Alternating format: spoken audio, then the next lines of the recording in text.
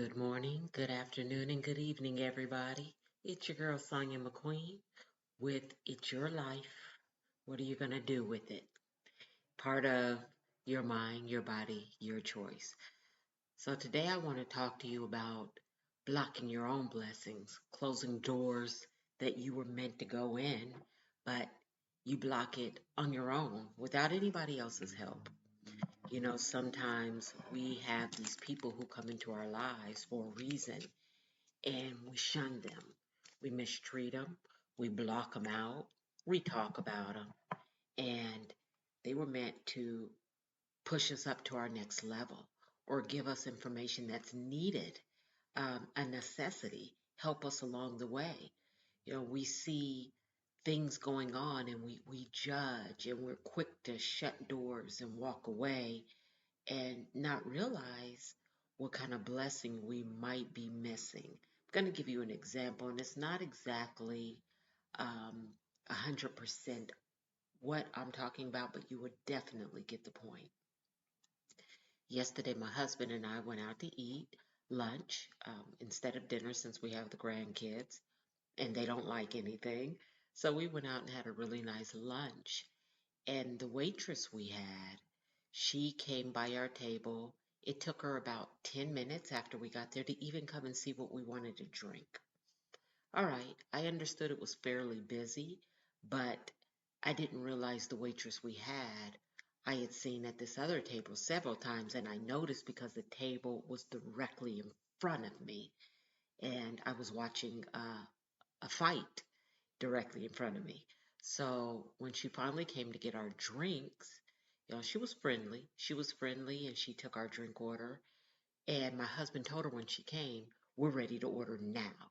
So we ordered our food and our drinks and she walked away. Somebody else brought us our food and drinks, but I literally watched her go to that other table 8 times before she came back to our table.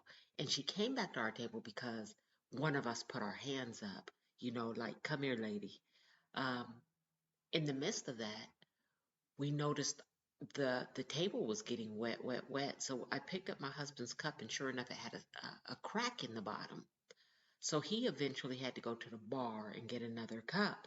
Had our waitress ever came by to check on us or anything, we would have been able to get one from her. Anyhow, moving forward, um, waved her down. She had never given my husband a straw.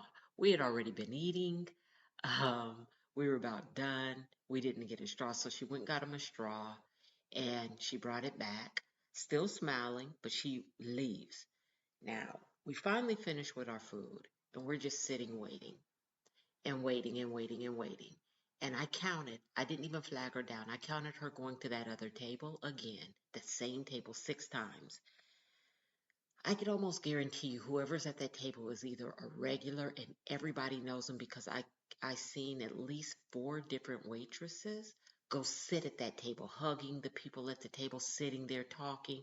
I even heard one waitress say, why did you sit in this section? Why didn't you sit in my section? And he said, I thought you had carte blanche. I thought that you could choose wherever you wanted. And she was like, no, next time sit in my section. But I also noticed every time they got something, they paid for it right then. They were drinking a lot. And the waitress that was our waitress, she would never give them change. She would get the cash from them, go to the register, and never. So I figured, okay, whoever's section they sit in, they are probably high tippers, and that's what she's focused on, the tip.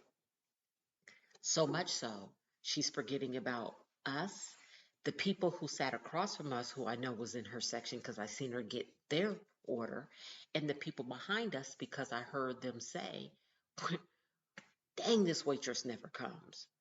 And one of them got up. She's so focused on that one table and the tips over there, she's forgetting about all the other tables. Now, one thing about us, I'm an excellent tipper. I'm not going to say us, I'm an excellent tipper. The minimum I give for subpar treatment is 20% on any bill. It could be a $400 bill. We've actually had a $2,000 bill I still gave. Um, they got gratuity. They got gratuity, but I still left a tip. I still left another 100 on top of the gratuity they already got. So I'm a really good tipper.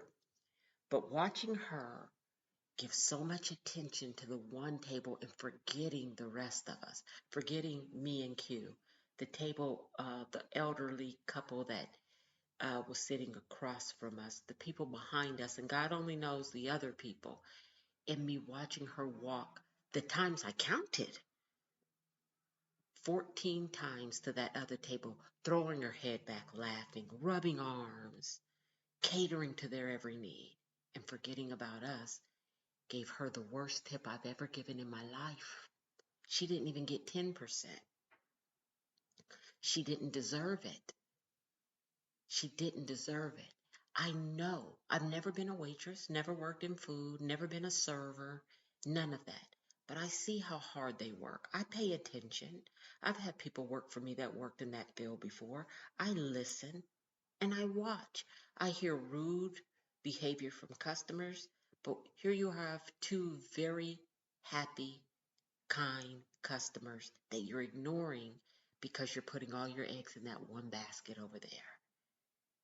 You don't know what that elderly couple next to us would have given you, or probably still did, or the couple behind us that's now mad. You don't know because you ignored us, missing the blessings that were right in front of you to cater to one open door. You shut the rest. And my point is, don't ever shut doors that were open for you because you got stuck in one area and you thought this is the best it's going to go. And you had all these other opportunities that you've ignored because that one opportunity could go south at any time. Don't block your seasons. Don't block your reasons. And definitely don't miss your lifetimes because you walk through one door. And a lot of times those one doors you walk through are doors you wanted to walk through. They're not even doors that were put there for you. You've walked through the door of eventual abuse and closed all the doors that would have gotten you away from that. You walked through the door of lack of because it looked so good. It was shining so bright on the outside. It was nice and gold and gleaming, and your whole soul got sucked in. And you see all these other doors, and it looks like silver and bronze, and you shut those doors. You don't care. It's not shiny enough for you. It's not beautiful enough. And you shut those doors, and sadly enough, they eventually go away, and you're stuck with that gold door. But in a few months, after being in there with the gold, you realize it was plated and the plating's coming off and now it's tarnished and it's tarnishing you and your body and you can't deal with it anymore because you're allergic. But the door with the white gold, you shut it. And the door with the silver, the prime, beautiful silver, you shut it. And the door, even though it had bronze, it was real bronze. It wouldn't have hurt you at all. You shut it because you were so fixated on what you thought was pure gold. Don't block your own blessings by making your own decisions of what you think is best for you and shutting out things that you think aren't as good. People especially. People especially. You never know what person walks into your life. I'm going to tell you something. I have a brother. His name's Stacy. And I've never known Stacy to buy a new car. I don't know what Stacy drives today, but Stacy used to always go buy it like a used Saab. And the Saab, it would need work here, would need work there. Stacy would buy a used BMW. It would need work here, it would need work there. Stacy dresses like your ordinary Joe. He doesn't dress too fancy, but he always looks decent. Nice pair of slacks, nice shoes, nice shirt, plays basketball. He's friendly to everybody, extremely lovable. Everybody I know who knows Stacy loves Stacy. But I could see a whole bunch of women turning their back on Stacy, even though he's a beautiful, nice looking man based on what he drives. He doesn't club, he doesn't party. So, not only do you drive this, but you're always at church probably praying for better. But even when I was a young kid, nobody had as much money as my brother Stacy. Nobody. And, the ones who are looking for more and more and more and better, sometimes they get what looks like more and more and more better on the outside. So now you meet the guy who's driving the Rolls Royce, the Bentley, the Maybach. Oh yeah, he's looking like $100. He's got on all those gold chains and he's out there and he's scoping and you're like, yeah, that's who I want. You don't know anything about his heart. You don't know anything about his beliefs, what he cares about, how he cares. You want what you see, so you get it. And you shut all other avenues. You have this guy over here, hey, the Stacys. You have the guys over here, hey, the ones who, the garbage workers, the and I'm not knocking any industry, but, some people would think, oh, you work in sanitation? You're a janitor? You're blocking all that. So, next thing you know, you're with the gold, the Rolls Royce, the gold chains, and you come to learn he lives in his grandmama's basement. Number one, he takes all his money. He has to pay for that car. That's $3,000 a month for that car. He's got to pay for it. He can't afford to live on his own and pay for that car. The gold chains, they're not even real, but they're plated perfectly. He has chores in his grandmama's house. When you visit him, you got to go down to the basement. But hey, you still get to ride in that Bentley, that Rolls Royce. You still get to ride. Meanwhile, Miss Open-Minded meets the sanitation worker who has been saving his money, who makes six figures, who makes six figures.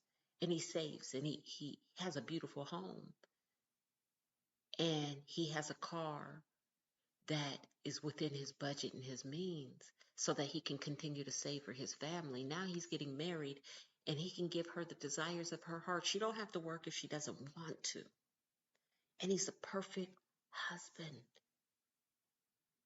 Or better yet, that janitor that you seen and you're like, oh, I seen you mopping floors. What about he owns the business? He's all hands on deck. I don't have a janitor, so I come here at night and I mop and I sweep and I clean up and I take out the trash. But you've closed those doors because what you thought was glitter turned out to be pieces of broken glass. Y'all, don't shut doors that were meant for you to walk through. Don't be so laser-eyed on one thing. Your focus, you got tunnel vision. You don't see outside of that little bitty thing that you think is going to be your blessing. But nobody told you it was. And you're judging the other things around you as not good enough. You'll never get what you're purposed to get if you continue to live your life in a tunnel. This is your girl, Sonia. You know how to find me. I'm Sonia M at ledbymotivation.com or ledbymotivation07@gmail.com. I also want to say if you follow my podcast on Facebook, oftentimes, and I don't know why, I'll post on Facebook and Facebook will not show my podcast. I've had one person in particular tell me, but lately I've had more than one person ask me, hey, are you going to post on Facebook? And I will have posted and they can't see the post. So I urge you to subscribe to the podcast on any other medium. There's this thing called One Podium. I'm on Apple, I'm on Google, I'm on Spotify, I'm on iHeartRadio. I'm everywhere. I'm everywhere you want to be. But don't block your blessings. Go ahead and subscribe to the podcast. All right. And I'm on YouTube now. So have a beautiful day on purpose and keep the emails and the comments coming. I greatly appreciate it. I've had two people reach out to me that want to be guests. So look for future guests on top of two that are supposed to be monthly guests. All right. Have a beautiful day.